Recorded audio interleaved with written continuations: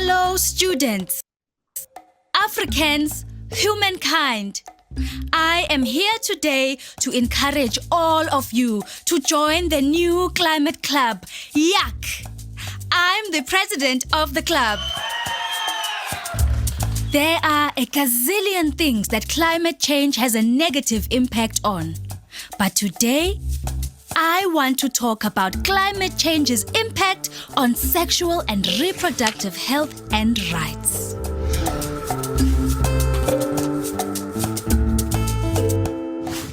You might not think they even belong in the same sentence. But climate change and sexual and reproductive health and rights are actually deeply connected. See, human activities like burning fossil fuels, corporate deforestation, and a whole ton of others are increasing the amount of carbon dioxide in the atmosphere, making the planet hotter and messing with natural Earth systems. This causes melting ice caps, rising sea levels, droughts, and other extreme weather events. And extreme weather events cause humanitarian crises. They disrupt health services and education and increase poverty, vulnerability, and inequality. Worst of all, it's those who have the least impact on the environment who are most affected by climate change. Like this girl. She has to fetch firewood every morning before school. Because of climate change, she might experience terrible weather conditions, maybe even a wildfire that destroys the nearest wood supply. Now she has to walk even further for the day's wood. This could mean missing school more and more as essential daily tasks take priority. It could also mean more time every day that she's vulnerable to gender-based violence and other dangers. This man is a small-scale farmer because of all sorts of activities on the other side of the world and some not so far away. This region is about to be hit by severe droughts. Droughts mean destroyed crops and dead animals, which means no money and no food to feed his family. But wait, what's this? A handful of cash to let an older man marry his 15-year-old daughter. Hey, what is a man to do? This girl can't go to school because a tsunami has destroyed her village. There is no school, no access to comprehensive sexuality education, no access to healthcare, sexual and reproductive services, or even contraception. She's more vulnerable than ever to gender-based violence, HIV infection, and unintended pregnancy. And if she does fall pregnant, her maternal health is likely to be affected by intense heat, air pollution, and a lack of services. Her impact on climate change? Practically zero. Climate change's impact on her? Immeasurable. Climate change is one of the most pressing global issues, and everyone has a role to play. So what can you do? Well, you can lessen your personal impact on the environment. And you can join your own climate change groups. We are going to pressure our leaders and demand change so that we, the youth, are protected and have access to sexual and reproductive health services and rights. Who's with me? Thanks for joining me. Do watch out for me with more upcoming videos to support the cause.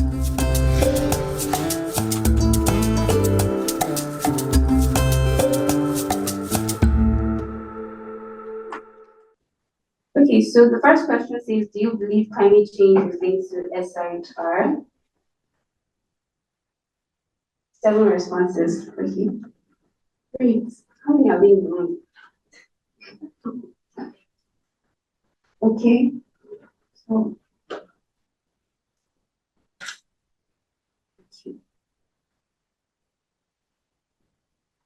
18 responses, 19. No one said no, no one said neutral. think we'll move on to the next question. In your own way, from the video and even personally, how does climate change impact SRHR? Short sentence, long sentences, anyone? No services exacerbate already existing issues, lack of access to services, accessibility, mobility, and information access. It hurts everyday life. True. Disrupt services, increases GBV. We've seen like how many GBVs are all on the same page. Increases existing vulnerabilities, lack of services and poverty, and leaves communities vulnerable. Okay. Thank you for sharing this. Is anyone still responding to coming to the last question? The last question says, in one word, how are they linked? Just in one word.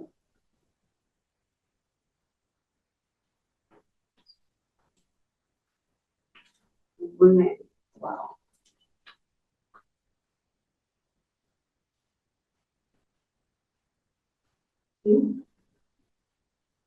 I'm only seeing vulnerability, population explosion.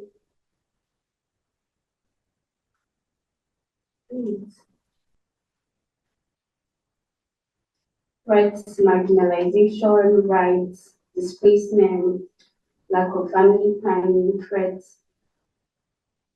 These are the issues.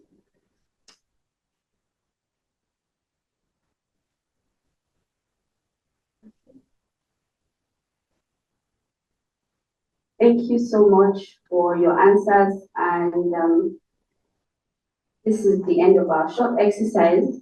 So we can see how climate change affects our reproductive health, and this is why we have gathered today to discuss more about it. But I'll just introduce myself. My name is Pisumana, and I am the Director of Communications at IYAFP. So IYAFP stands for the International Youth Alliance for Family Planning.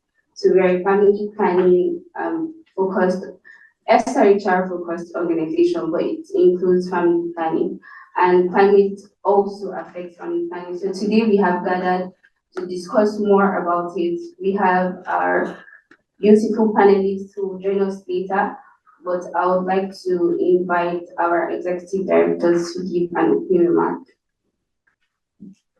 Thank you, Peace. Well, welcome everyone. It is a privilege to be here with all of you today at our side event titled Climate Chaos and SRHR Crisis.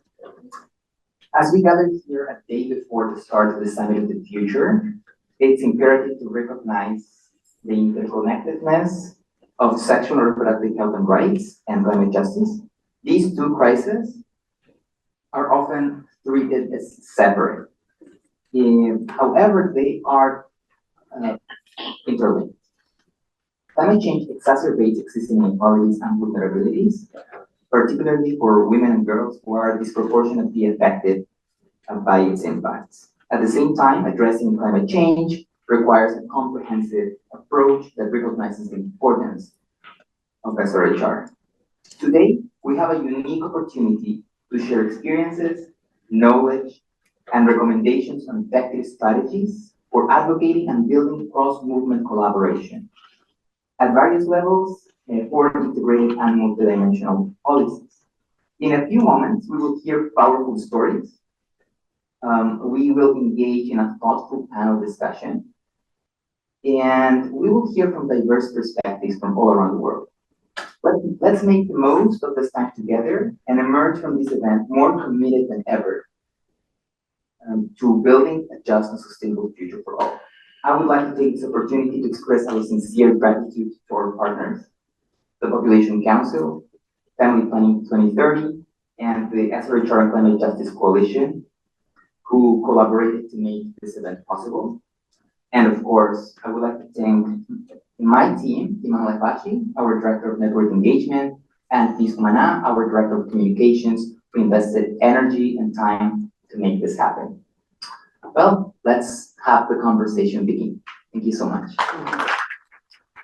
Thank you so much, Alan. So we'll be calling on our Director of Network Engagement, and she will just give us a brief overview of the project, what it's about, and our storytellers. Welcome, Iman. Thank you so much, and good morning, everyone. My name is Iman Lekeshi. I am the Director of Network Engagement at IYP, or the International Alliance for Family Planning, and it's truly an honor to be here with all of you today. So I know that you're probably asking yourselves why the focus specifically on climate justice and SRHR, and what the connection between these two seemingly different topics. Like my colleague mentioned, they're not as separate as they might first appear. In fact, these two issues are profoundly intertwined, and addressing them in isolation simply doesn't do justice to the complexity of the challenge that we face today. So let's start with some numbers. According to the UN, climate change is expected to push an additional 100 million people into extreme poverty by 2030. In this reality, it's often the most vulnerable, especially young women and girls, and marginalized communities who face the worst consequences. For instance, when extreme weather events like hurricanes and floods strike, they frequently destroy healthcare infrastructure. In countries like Mozambique, for example, after Cyclone Idai hit in 2019, more than 90 health centers were destroyed, leaving thousands without access to essential healthcare services, including SRHR care. Another example, during the floods in 2010 in Pakistan, approximately 500,000 pregnant women were left without access to maternal health services. This highlights how the lack of infrastructure combined with climate change creates immense barriers for women and girls to access critical services like family planning, safe childbirth, and maternal health care. Despite these three realities, the conversation around climate justice and SRHR is still often held in isolation. Climate discussions focus on environmental impacts, while sexual and reproductive health discussions focus on healthcare access, as though these issues don't intersect. But they do in significant ways. For example, girls in regions affected by drought or natural disasters are often forced to drop out of school and marry earlier, which not only limits their futures, but also restricts their access to SRHR services. We cannot afford to address one without addressing the other. And that's exactly why we're here today. At IYP, we understand that these challenges are two sides of the same coin. Our project, supported by Panorama Global, began a year ago when we launched a series of youth consultations held in English, French, and Spanish, bringing together a diverse group of young people from all around the world to inform a powerful document, the Youth Declaration on Climate Justice and SRHR. We were proud to launch this declaration at COP28 in Dubai and are happy to continue this conversation today with you in New York. As we move forward, I want to invite each and every one of you to join us in this critical movement. You can show your support by becoming a signatory of the declaration. It's easy to do. Simply scan the QR code displayed on the slide and add your name or maybe the name of your organization to the list to help us ensure that these two vital conversations are treated as deeply interconnected issues that they are. So thank you once again for being here today. And now, as we move forward, we're excited to shift gears to a powerful medium, which is storytelling. Stories have incredible ability to transform complex issues into human experiences that inspire change. The storytellers we'll hear from today have woven narratives that illustrate the critical ways climate change impacts access to SRHR. These stories may not be all personal, but they are grounded in real-world challenges, reflecting the struggles and hopes of those impacted by these intertwined issues. So without further ado, let me introduce you to them. First, we have Larai Babid, founder of Mashal, certified trainer at the Bill and Melinda Gates Institute and Gates Institute Family Planning Leader. Next, we're honored to welcome Lockwood Leila, founder of 4L Solutions. She is a trailblazing advocate for human rights, mental health, and sexual freedom. As a trafficking survivor, turned consensual sex worker, and HIV pleasure professional, she seeks to dismantle stigma around sexuality and sexually transmitted conditions. And finally, we have Aurora Pinelli from Italy, a final year master's student in international law at Aston School and Columbia Law School. Aurora comes from Sicily in Italy and is the founder of Legal Change. We're incredibly fortunate to have these amazing storytellers with us today, and I know that their stories will inspire all of us to push harder to change. So now, without further ado, please join me in welcoming Larai to kick things off. Larai, the floor is yours. Hi everyone, my name is Srhr, and the story I'm going to tell you today is from Pakistan. So there were two boys, out of which one is named as Ali. Ali got injured while he was working as a farmer with his own father, and they both were out of school. Because he was injured, his father thought that why not, ask him to study meanwhile he gets better.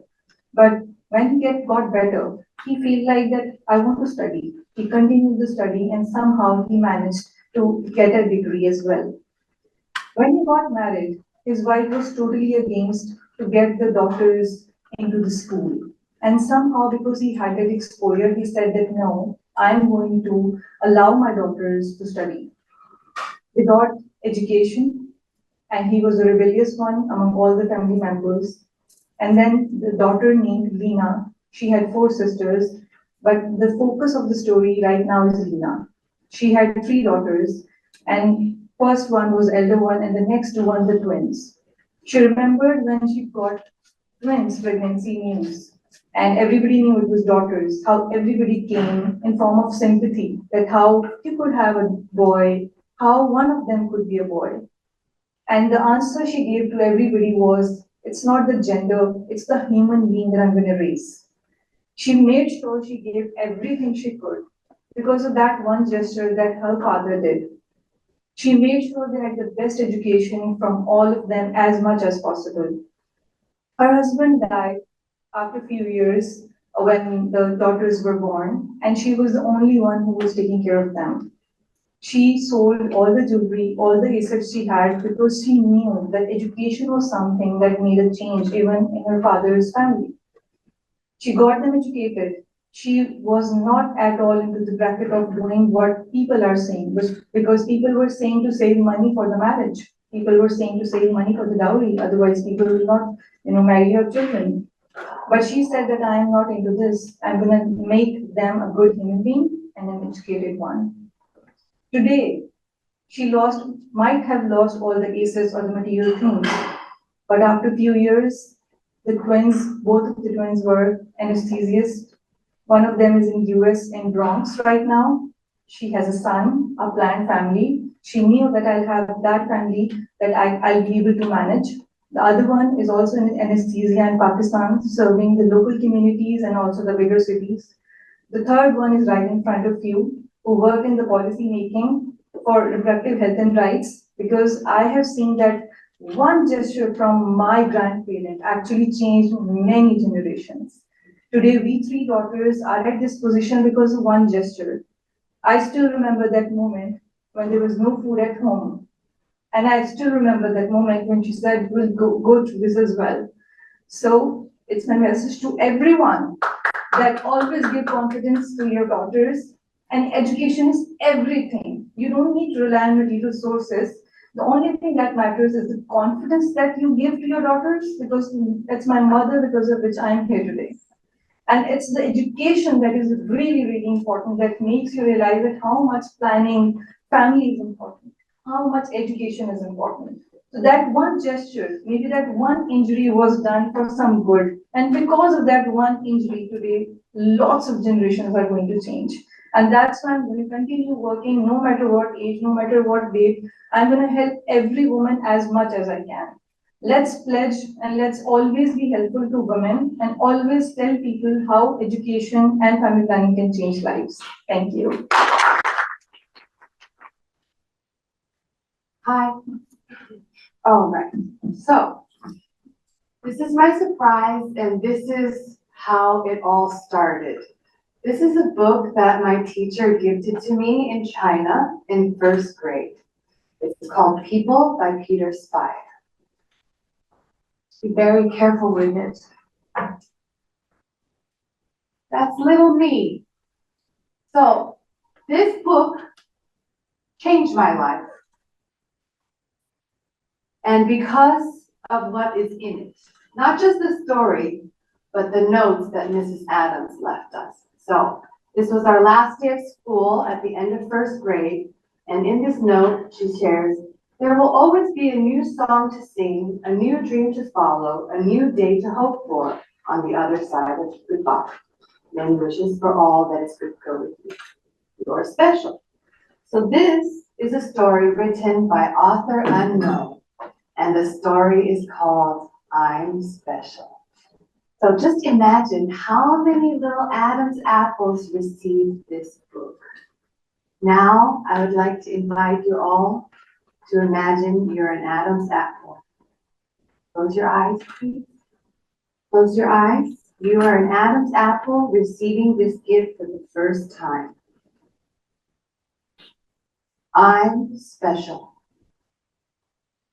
In all the world, there is nobody like me.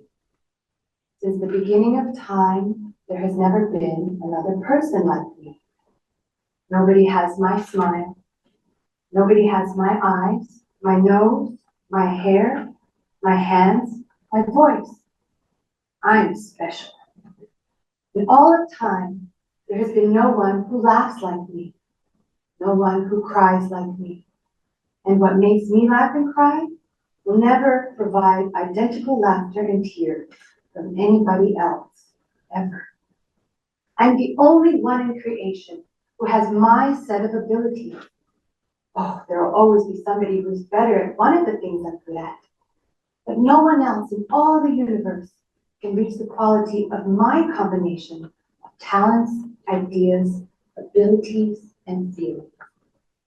Through all of eternity, no one will ever look, talk, walk, think, or do like me. I'm special. I'm rare.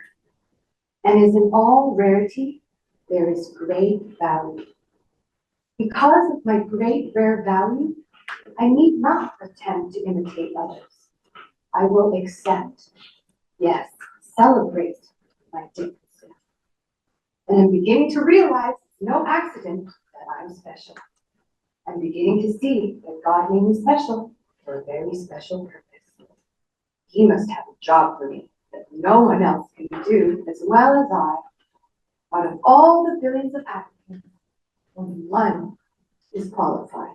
Only one has the right combination of what it takes. That one is me, because I'm special.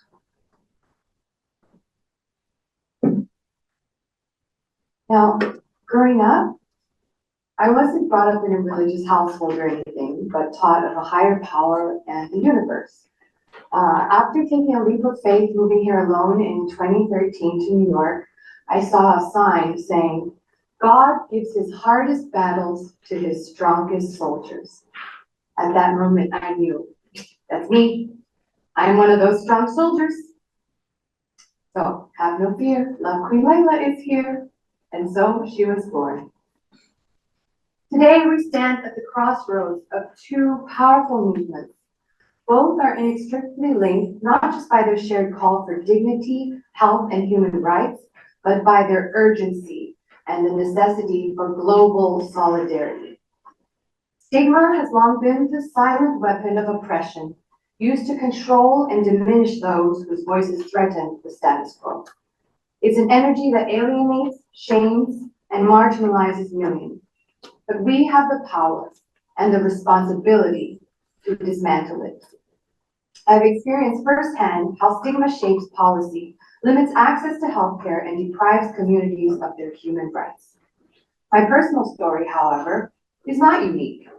It is the familiar story of people across the globe who have been silenced, misunderstood, and criminalized for simply owning their bodies, their desires, decisions, and their truths. And this is where we must take action. The more research I do, the more I see the intersection of it all. Sexual and reproductive health rights are human rights. And yet we're living in a time where FOSTA laws have affected our reality, and we need to take a stand against this stinky fish, elephant in the room. The conflation of consensual sex work with trafficking must end. Pleasure is our birthright. We demand rights, not raids or rescue. Our rights are not separate from the fight for climate justice or for labor justice, migrant justice, or any others for that matter. They're all deeply intertwined. Bodily autonomy, consent, boundaries being broken, our bodies, our lands, our communities are connected. And we must see all social justice movements as one to truly stand in solidarity for freedom across borders. We each have a part to play in this web, and when we speak about environmental degradation, sexual stigmatization, and education, we must recognize how it disproportionately affects the most marginalized, especially women and young people. Climate change exacerbates inequalities, and access to SRHR becomes even more vital when communities are displaced. Healthcare infrastructure is weakened and resources become scarce. So how do we begin to shift the collective paradigm? 4L Solutions invites you to engage, educate, and empower. First, we engage. We engage with communities on the ground and listen to the recommendations of those with lived experience. We engage with educators, healthcare and social workers, activists, and policymakers. We engage in the language of dignity and compassion, but also the language of policy reform. We must demand that SRHR is at the forefront of every discussion, and not only in relation to climate justice, but in talks surrounding human rights, gender-based violence, and all discussions around public health. We need inclusive policies that protect the rights of the most vulnerable, because when their rights are protected, we protect our future. Second, we educate.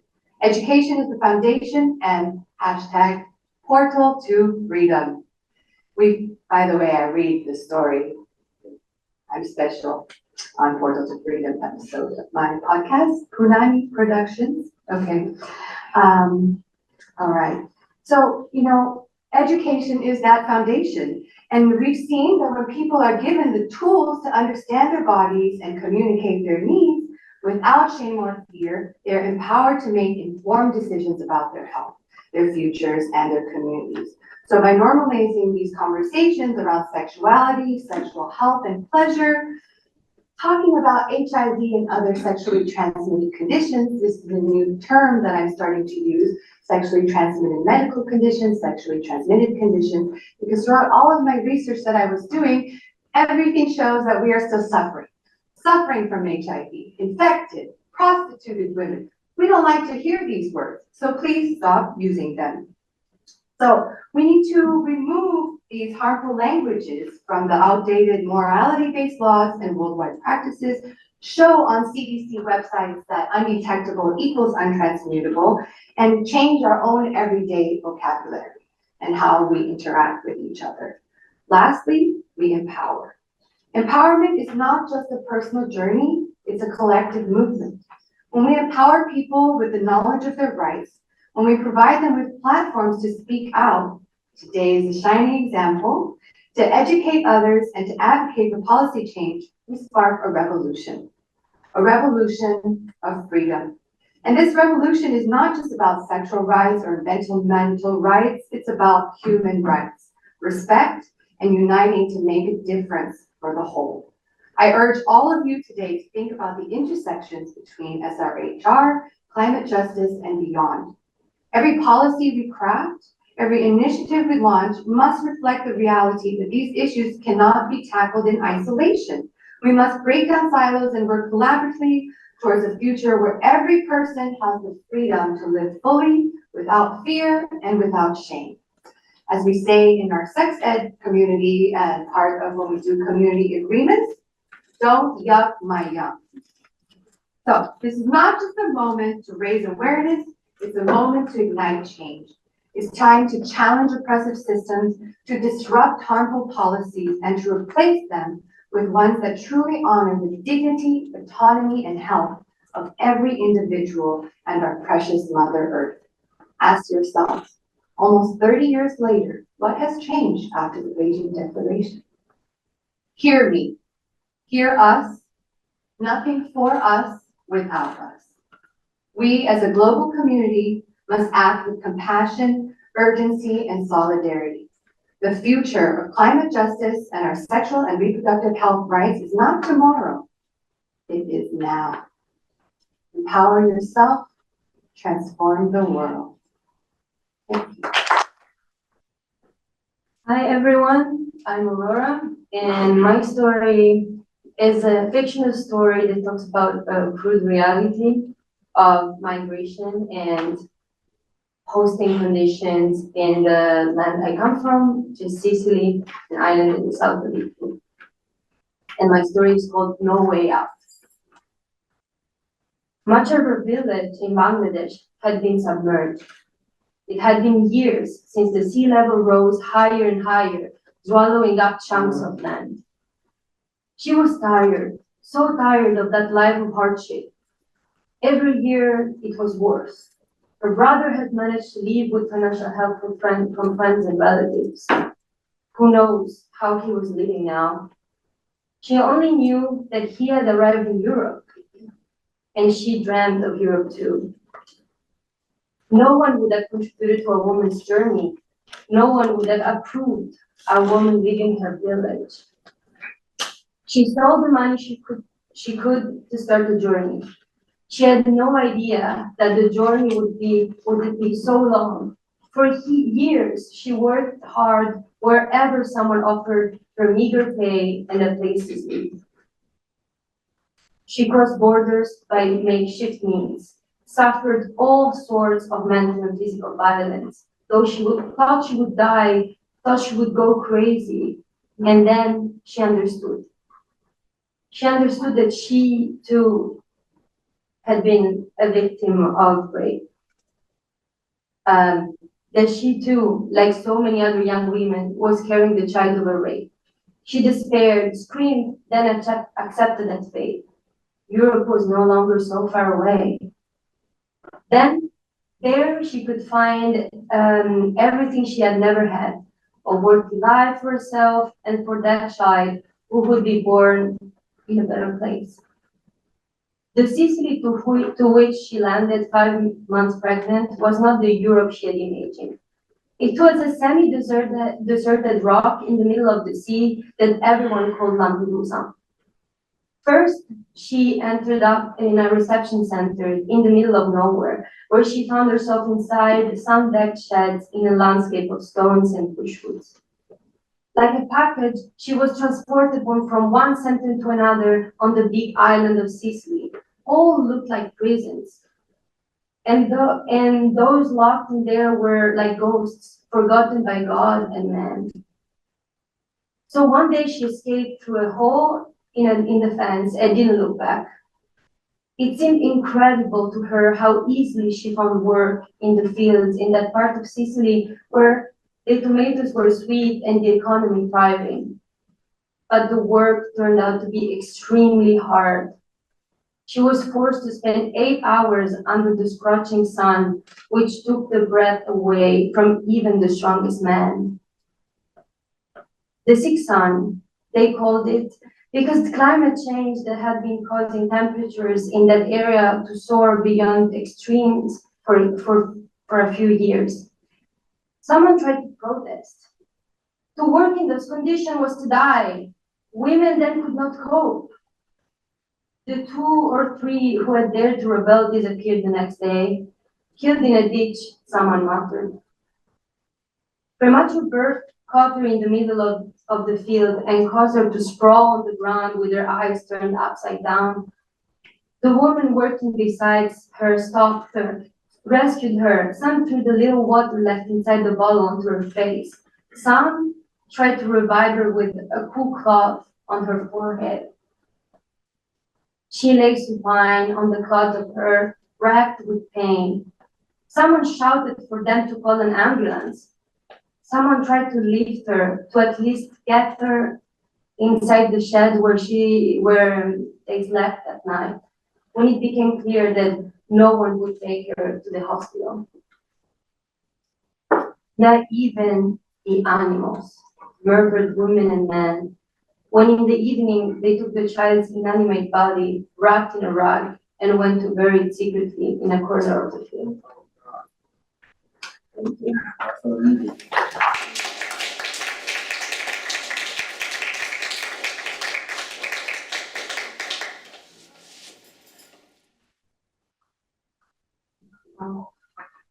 I'm not sure I know what to say next. Those were powerful. Thank you so much for sharing. Do you have any reflections? Anything you'd like to share? I just want to say to all three storytellers how extremely powerful it is to hear your experiences, and it's just touched me hugely to be able to connect in this way. I sometimes don't expect that at UNGA where everything is so policy driven. So it's a very vulnerable and beautiful experience. So thank you so much.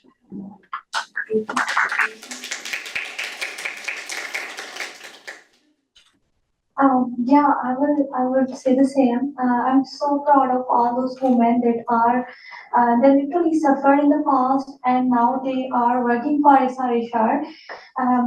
Education is a powerful tool and climate is literally affecting it. Similarly, health is a basic right and climate is affecting it. So I really appreciate because telling the story, personal story is something that requires lots of confidence. So really appreciate it and also thank you so much for giving this platform so that they can share it and we learn from it. Thank you.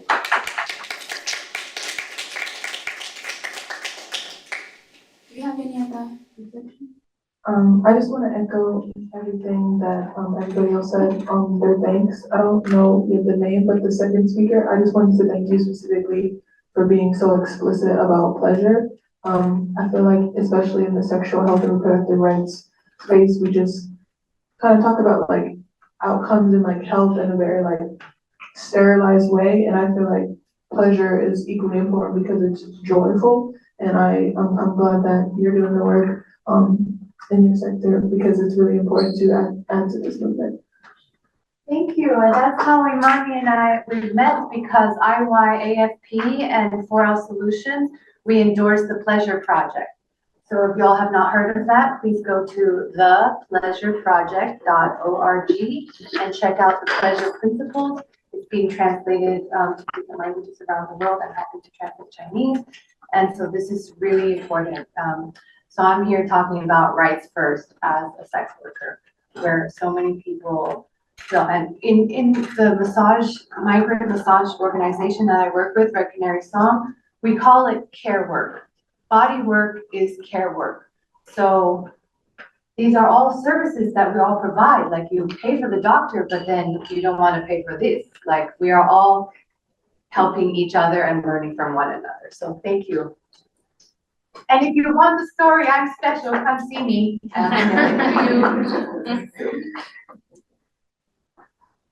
Thank you to all the speakers, and I also want to just echo what has been said. They were extremely powerful stories. I just wanted to share that importance of service delivery. From the stories also, we saw how the marginalized and the vulnerable groups lose access to services, as we heard in the last story as well.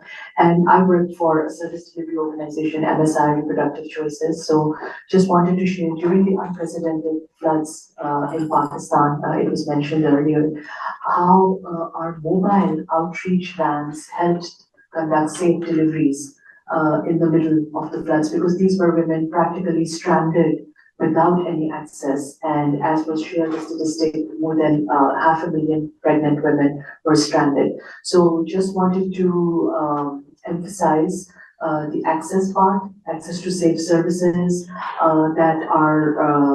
that can be taken in the areas which are hit by a climate disaster, for example. So that cannot be overemphasized, that we need to have a sustainable service delivery model that ensures that services are not disrupted for these groups, especially during the climate crisis. Thank you. So much for sharing your reflections. To move on to the next part, we'll be having a panel discussion where we dive into more about climate justice and social reproductive health rights. So I'll call on Alan, who's going to be the moderator of the panel, to introduce speakers. Wow, I think we're all energized because of the stories. I think the connecting personal experience is very important to ground. It's it's always important to remember that behind policy, advocacy, programmatic work, there are real experiences from people around the world that are um, experiencing different barriers of access and other limitations. So let me shift the conversation into a panel discussion where I'm gonna be inviting our amazing panelists to join me here on the stage. So let me start by introducing Aisha Lared. Aisha is a committed public health advocate and doctor specializing in sexual and reproductive health and rights with a focus on climate change and youth empowerment. As the youth focal point for FP 2030 in Pakistan and the founder of Conversation for Change, Aisha leads efforts to promote SRHR in underserved areas of Pakistan. Her initiatives have empowered thousands, especially during the 2022 floods, by providing vital education on menstrual hygiene, family planning, and reproductive rights, breaking stigmas, and enhancing healthcare access in marginalized communities. Welcome, Aisha. Next, I would like to invite Eleanor Blomstrom. She is a senior manager, policy and advocacy at Women Deliver, where she focuses on the intersection of sexual and reproductive health and rights with climate change and universal health coverage, partnering across civil society, UN agencies, governments, and other stakeholders. She is an experienced advocate for gender equality and women's rights in global policy spaces for health, climate change, disaster risk reduction, urban and sustainable development. Eleanor prioritizes engagement in collective processes and through constituencies to advance intersectional feminist and rights-based priorities. Welcome, Eleanor. Next, let me invite Ephraim Rohani. Ephraim is an expert with over 20 years of experience in adolescent and youth development across the African region. His expertise spans a wide range of areas, including adolescent and youth sexual and reproductive health and rights, HIV/AIDS, family planning, gender-based violence, climate justice, policy advocacy, program development, and management. He is also the co-founder and managing director of TAYA, a non-governmental organization dedicated to advancing youth development initiatives both in Ethiopia and internationally. Welcome. And last but not least, help me welcome Chiagose Ude, who is a policy and advocacy analyst on climate change at UNFPA, working on the intersection between SRHR and climate change through gender transformative adaptation approaches and supporting funds work on climate adaptation, especially the integration of SRHR and gender in national climate policies. He coordinates the JYWG on SRHR and climate change. In 2019, he served as the Yondo Global South focal point at the youth constituency to the UNFCCC, where he facilitated meaningful global youth engagement in the international climate change processes. Welcome, James. Okay, so we'll start with Aisha. So Aisha, as a youthful point of FP 2030, what are some of the most effective strategies you've seen young people employ to advocate for SRHR and climate justice? Can you give us some specific examples, please? Yeah, so as a youth focal point of family planning in Pakistan, I have seen young people leveraging storytelling, social and digital media, creativity, out-of-box approach, and most importantly, their passion for working for SRHR. Taking an example of amazing youth-led organization, taking a Beta, Car Pakistan, and also my own organization, Conversation for Change, we engage, empower the communities related to different awareness sessions.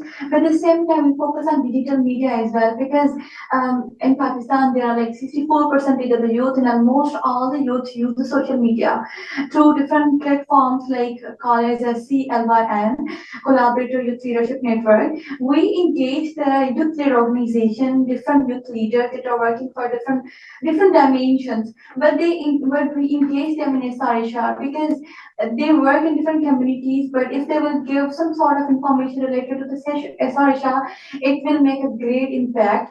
Apart from that, as I said, youth are very passionate in making change. They really don't want to live in the past. They want to have some amazing sort of changes they want to see in this whole world. So yeah, their passion also makes them the most important thing. Taking more example of my right, my role. This was a campaign they ran, and it was just all about the women's right and their importance for it. And no one is supposed to hinder or affect their path towards the success, their path towards the education. Apart from that, there are lots of climate strikes that are also happening, so that the youth can create the pressure to the government also, so that there must be some amazing policies related to climate change. Um, Also, there was a storytelling session here. So I am also the flood victim as well.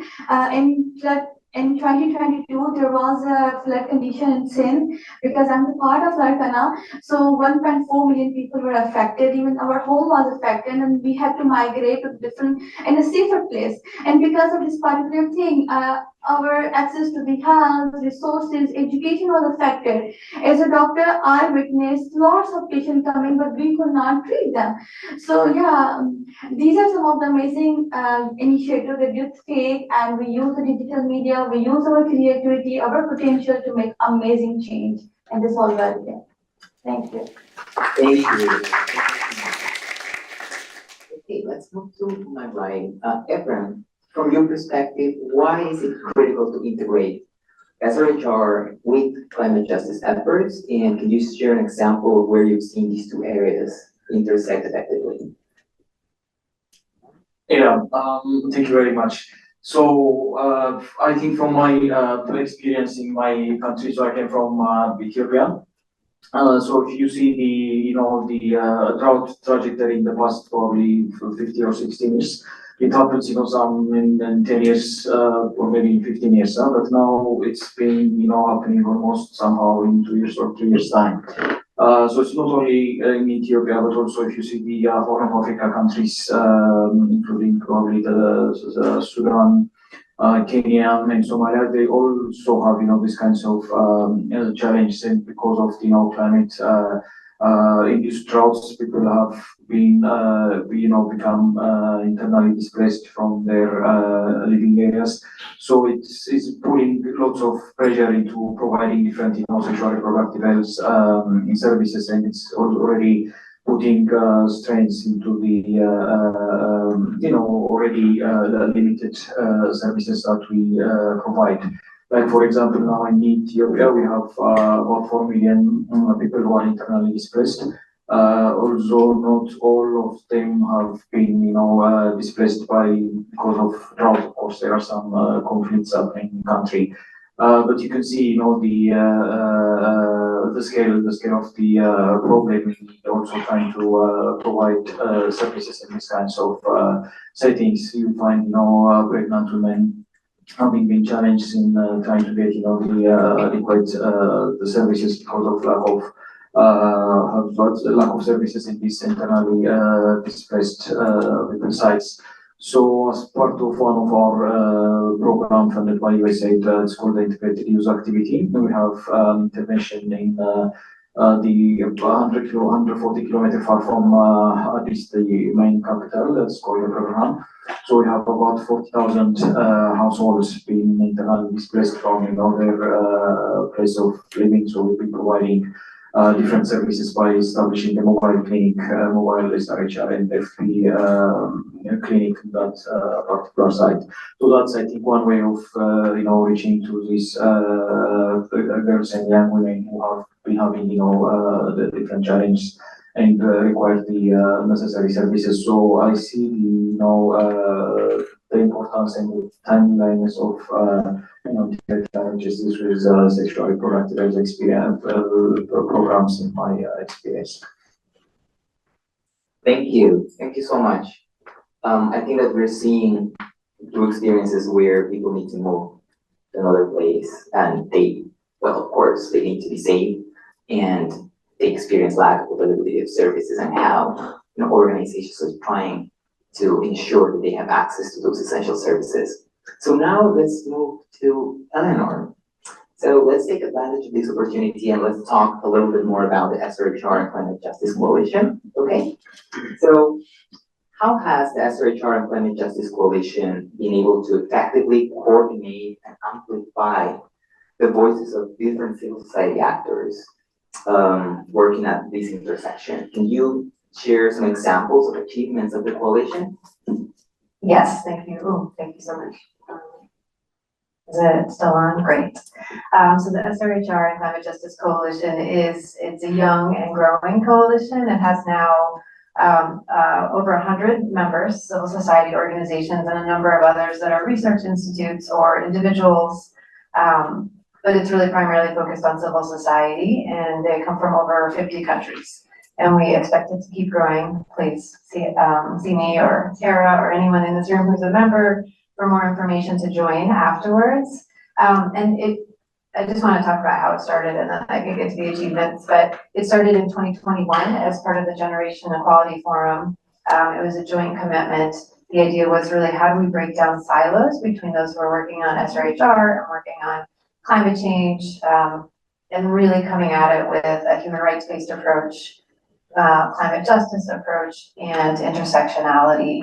And so that's how the group came together, originally convened by Women Deliver with We Do and IPASS, and Arrow's now a co-convener as well. And really what we want to do is have more effective collective action and coordinated action. And we want to mobilize together, ensure that there's knowledge sharing, and try to influence norms and policies. And so that's what we're trying to do. And we have had, I think, a number of achievements over the last few years. We started out with collective messaging. So how do we get that out there? What do we want to say? We have fact sheets, and we addressed them to the to COP. And I think 3 years ago now was the first one. We also International Conference on Family Planning. So we work to adjust whether we're talking to the climate folks or the SRHR folks, and make that really clear. We've had some achievements also with things like a messaging guide that is continuing to grow and build, and we hope that any of you who are interested might contribute to it. But one point in that one is really being clear that because we're human rights based and that's our focus, we want to make sure we're not contributing to the population growth narrative that population is a problem, that it's women and their fertility that is causing climate change, and it's not either the responsibility of women's bodies to solve climate change. And so we're working through that messaging. That's been an achievement. I think building allies with UNFPA, for example, Chigozi, and youth groups and others has been a huge achievement. Building that community where there's comfort and interest in the learning and exchange, and the advocacy that we've done at COP. We don't see language yet, but we're working hard. And I think the achievement is that we're there and we are connecting with lots of different groups. Thank you so much. It's so great to hear about the history of the coalition and also its achievements in such a short period of time. General, let's head over to you. How does UNFPA integrate SRHR into its climate change programming? Like, can you share some specific examples of UNFPA initiatives that address this intersection? Thank you very much. And just to thank the speakers on the phone, it's really amazing to have this panel. So I think, as you probably already know, we're at the very beginning of our programming and this work. And I think also the community is slowly coming together to be able to program properly around this. We have some projects that we've started already doing around East and Southern Africa, and also in some of the country offices that are ahead of the curve with the organization slowly. And as we are going forward, we are trying to learn the process. I think I'll try to share a few that we are doing currently in supported by the African Climate Change Fund. We are working across gender transformative adaptation that has 4 components. So this we are doing in 4 countries, in Madagascar, in Mozambique, in Kenya, and in South Sudan. One of the components first is that we start in each of the countries.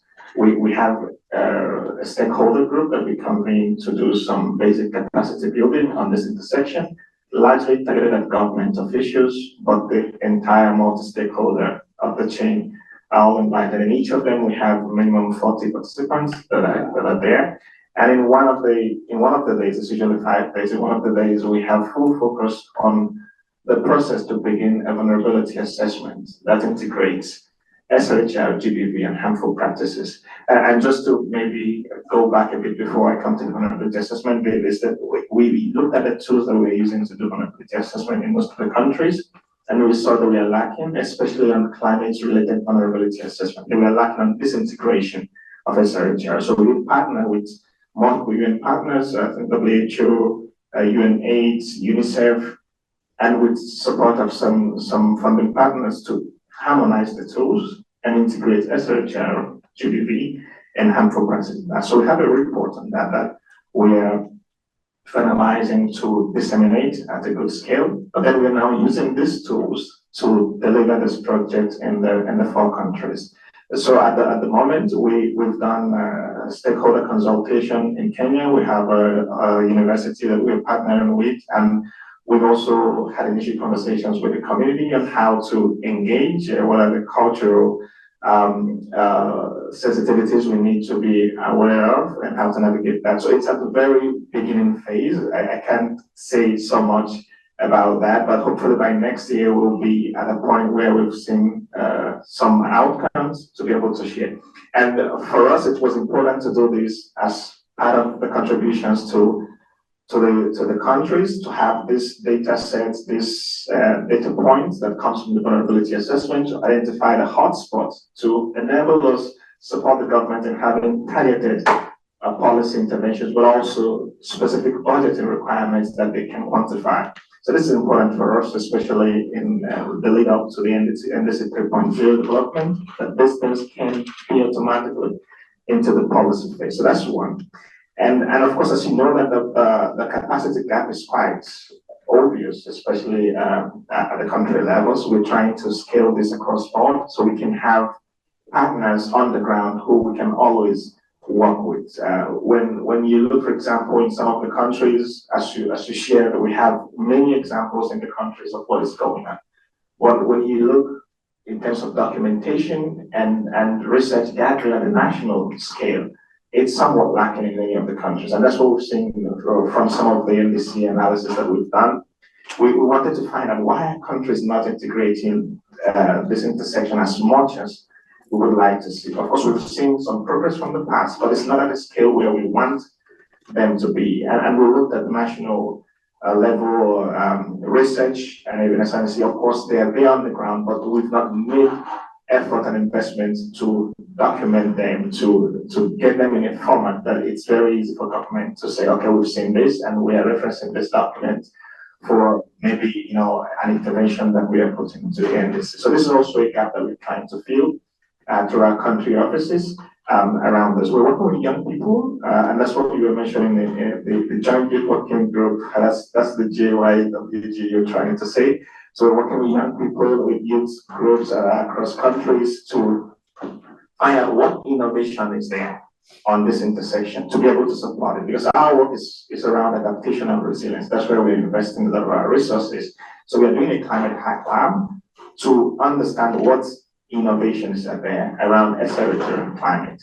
At the moment, we finished our call in the 4 countries. We're evaluating the applications that we've received, and we're focused on making sure they're gender balanced at the least, and that we have substantial resources to be able to support these innovations through the incubation phase, and that they actually can be sustainable going forward. We know the challenges that young people who are innovating in adaptation are facing. A lot of investments are not going there because a lot of donors consider it too risky, and also that their returns are not immediate. So we have to step in to try to fill the gap in this. And we're really excited and looking forward to seeing what innovations will be coming from this end. Around climate resilient health system, we're working especially on the pillar of the climate workforce. So we are trying to support the governments in some countries to, for example, in our Bangladesh country office, we're supporting the government to capacitate healthcare workers around the impact of climate change at this intersection and how they can address that.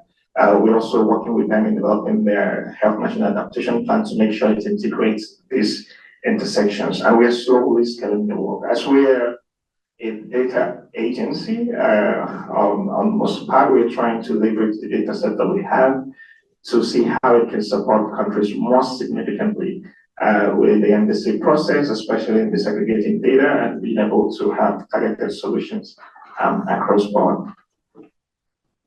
Thank you. Thank you so much. I think it's great to see that civil society, but also UN agencies are starting to, coordinate and work at this intersection. So let's go back to Aisha. Let's talk a little bit about accountability, but also the future of youth engagement.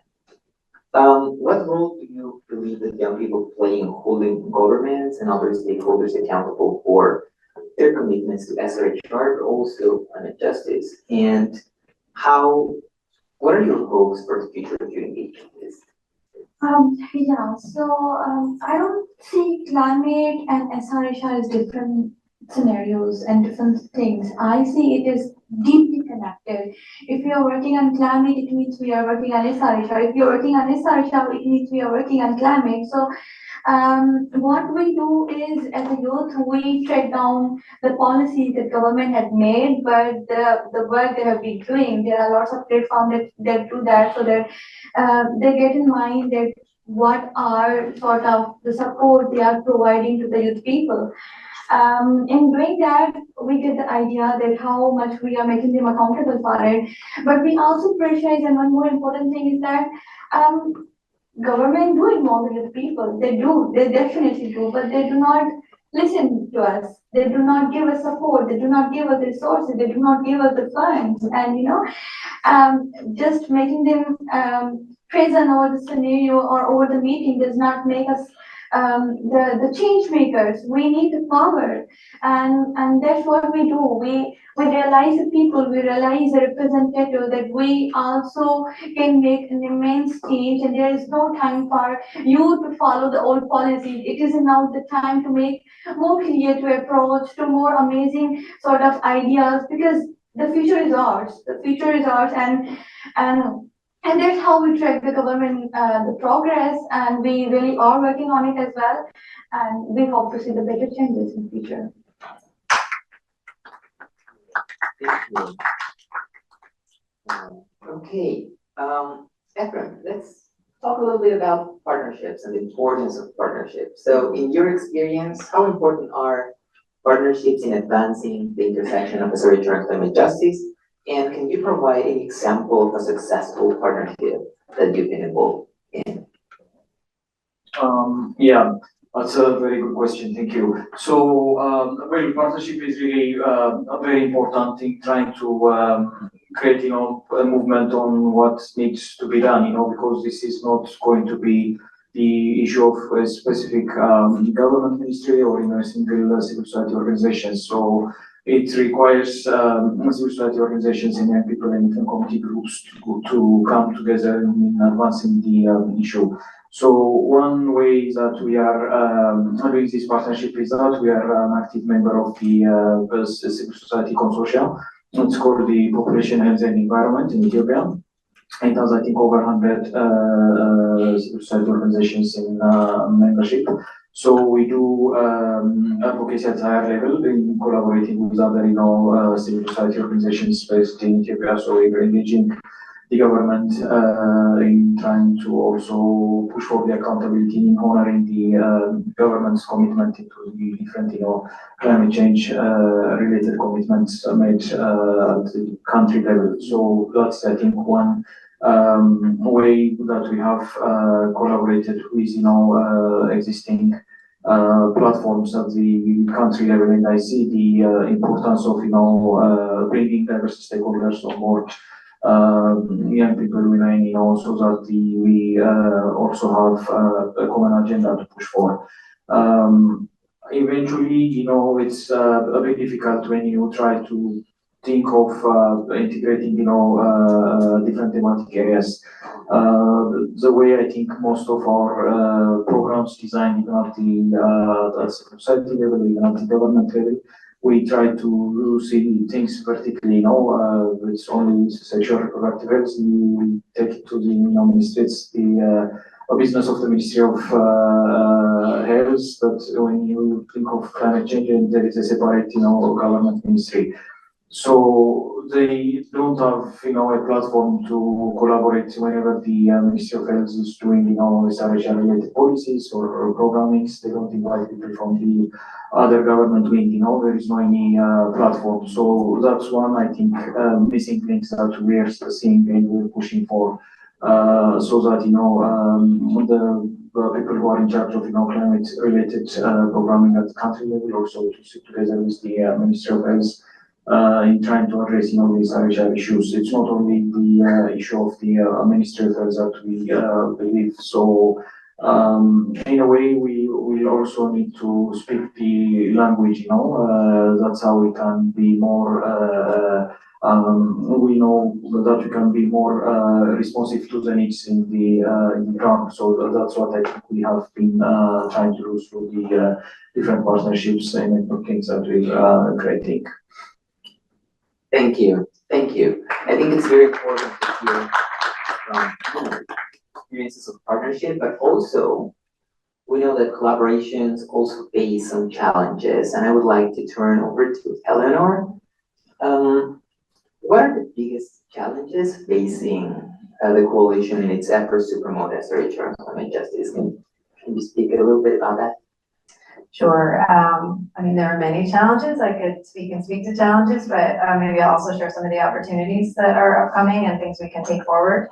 So one of the big ones, the elephant in the room, or maybe it's not an elephant, it's that there's just anti-gender, anti-Srhr, there's pushback everywhere. It's not just in the climate space. And we know it's increasing, there's funding, and it's insidious at this point, and even spaces that felt safe from it, now it's there. So that is just an ongoing challenge. I don't think it used to be such an issue in the climate space, but it's growing there as well. I think just in general, in the climate space, there might be also reluctance to touch contentious issues. So not necessarily anti-Srhr, but just knowing that it will spark controversy.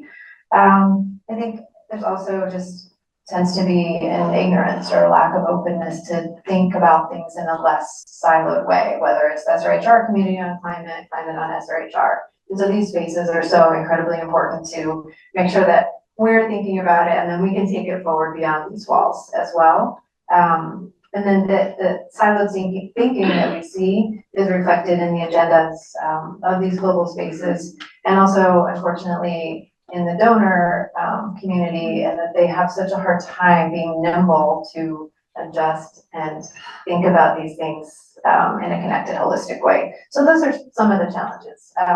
But in terms of opportunities, we are seeing that climate and health, that intersection is getting so much more attention at the UNFCCC and elsewhere, and that community is really growing. And I think they're open to thinking about how does Srhr play into this. Again, there might be an ignorance there, but I don't think it's an unwillingness. And there's increasing attention elsewhere at the UNFCCC. There's a gender action plan that's getting renewed, and we're trying to figure out how can we bring Srhr into it. We'll let you know in a few months how that goes. And then there's so many other opportunities in global spaces, the Commission on the Status of Women.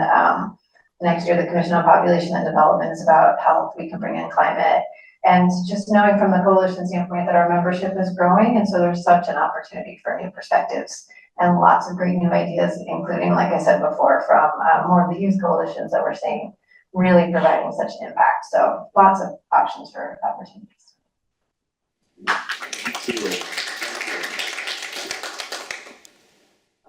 Okay, let's move on to Chelsea.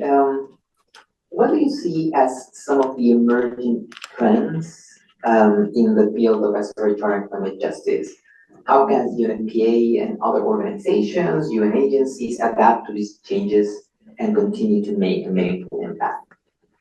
Yeah, thank you very much. I think some of this have already been touched upon, and I like that Ella also talked about the population bit of that. And I think what I would like to highlight is the emerging entry points. They've always been there, but they're becoming more obvious. And as Ellen mentioned, around health, we have a huge opportunity to be able to use this entry point to advocate more, to get more inside the agenda, especially within the climate space.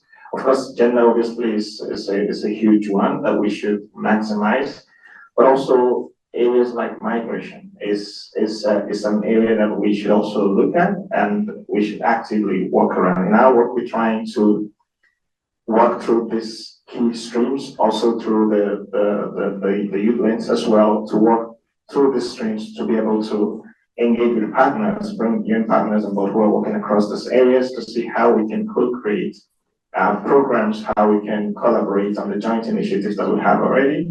In some instance, we work together with UNICEF on the child marriage and FGM bit, and here we find an opportunity to be able to scale this work in the climate dimension.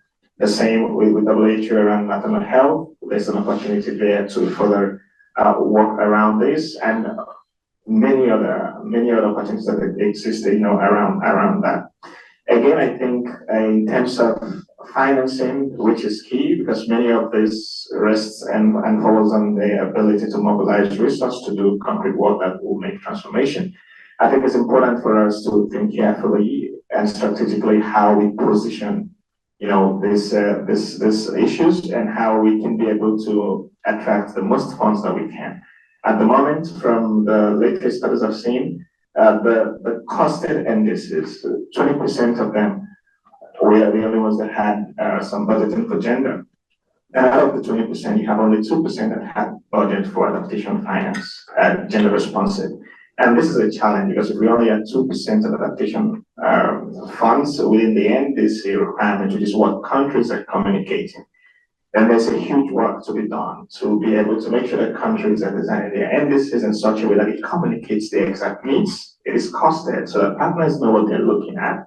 Because the NDCs become investment plans for many countries. So we must be able to engage in this process. And that's why in all my talks I've been, in all the panels I've been, I'm always like the NDC person. I see a huge opportunity for us, especially with this NDC 3.0, to get in there and make the most of it and make sure that we have concrete interventions. Of course, it's great that countries are mentioning and referencing, but how substantive?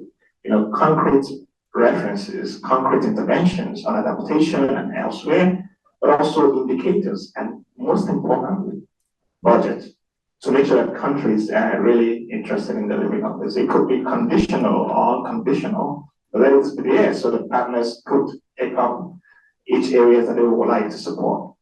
I also think for us, it's important that we use gender transformative approaches to work around climate, to address the real root causes of gender inequality, which in some parts we've seen rollback of progress, in some parts we've seen some progress. So we have to be able to balance this to really work with a whole of society approach to make a really transformative impact. Thank you. Well, join me in giving our panelists a huge round of applause.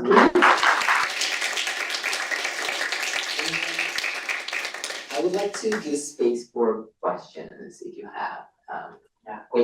Very quick question. I'm Dr. Vikas, working on climate change expert as a past 10 years. So just note the question is just wonderful even I really see as a effect of climate change and Srhr, the working two people are working great. So just one thing to add, that basic data, like they were saying, the basic data sets you need to have to correlate the facts about the health for the reproduction. Like I have just completed my research on the formaldehyde concentration in the air quality. So like the Lahore or like the Delhi, they are the most polluted city in the world. So we just have measured the concentration from the air quality, and we take samples from the blood. And even I have taken samples from even the pregnant women. So that that correlates to each other. So basic data sets need to be there to correlate the basic facts, that what are the basic issues they are facing. Many women are facing the major problems due to the bad nutrition and air quality nutrition. Thank you so much. Thank you. Any additional?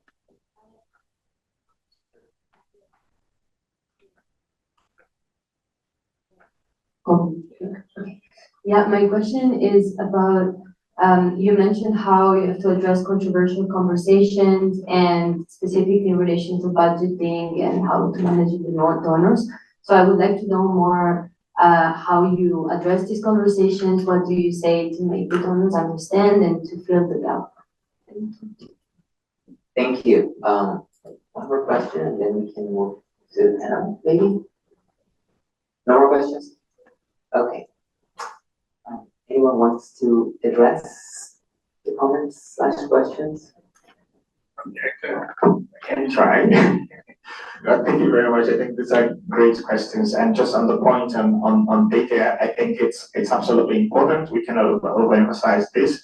And I think if we're having, the awareness from the medical professionals who are working in this field and bringing it on this side to integrate, but it will be incredible what we can do with this data set. So absolutely important. And as Elena mentioned earlier, I think we're looking to see that we make some breakthrough on this intersections around women's health. Hopefully, see how much we can push for this COP, but really push as much as we can for the next COP. I think there's I smell an opportunity there, but I think we should see how we maximize that.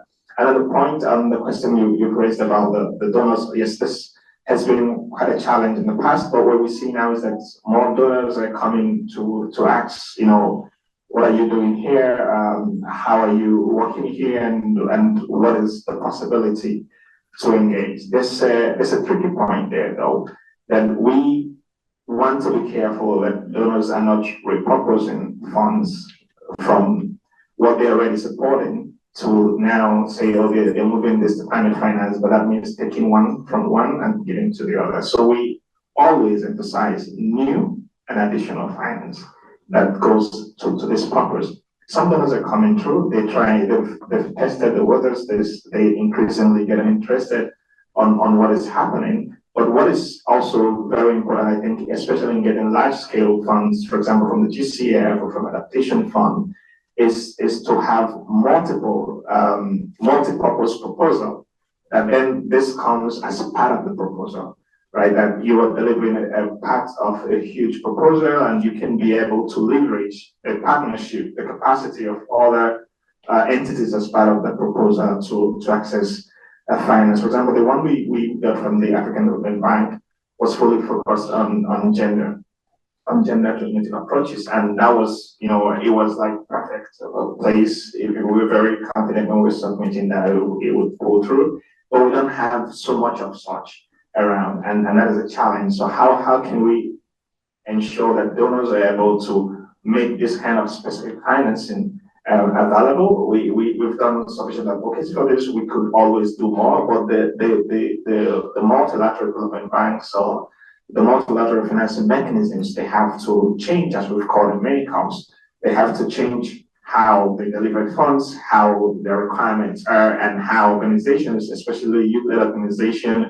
grassroots organizations, are able to access this finance because they are on the front lines of the impact. So I think we can get a bit creative in that and innovative around that, but also be sure that that the funds are not being repurposed from other areas of priority, but these are new and additional finance because we have the money. It's there. We've seen it during the COVID period that the money is there. We just have to have the political will to commit them to purpose. I can just add briefly. I would also plug another alliance, the Gender and Environment Data Alliance, to sort of answer that question. We need to socialize the data so we can do advocacy with it, but we need to know where it is. So that could be a collaboration. And then just in terms of how to get over that it's controversial, just to keep talking about it that it's not, right? This is the right to health. It's a matter of well-being. Everyone needs sexual and reproductive health services. We need those rights. So as much as we can, sort of normalize it, it's not controversial, try to, as much as we can, not engage in the political discussions on it, but more the practical. And also, I think this is where the collective comes in as well, to hear the many different voices who are calling for it, so it's not necessarily a global north issue, that these things are important. Thank you. Well, one more time, a round of applause for our panelists. Thank you so much for being here with us, and to all of you for attending this session. I hope that you find it meaningful. I hope you learned something during this session, and I hope that your commitment to continue working at the intersection of restoration and climate justice is even bigger than when you entered this room. So thank you so much, and we invite you first to enjoy some refreshments that we have outside, and I would like to invite you as well, if you want, you're gonna stay, there's gonna be another session starting at 12 around arts and advocacy. So you're more than welcome to stay if you can. Thank you.